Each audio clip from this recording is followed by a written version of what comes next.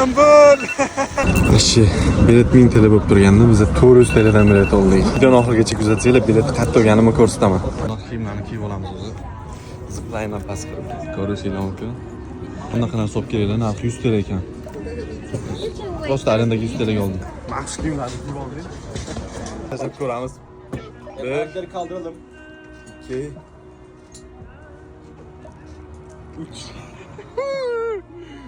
Ooo vay bütün İstanbul.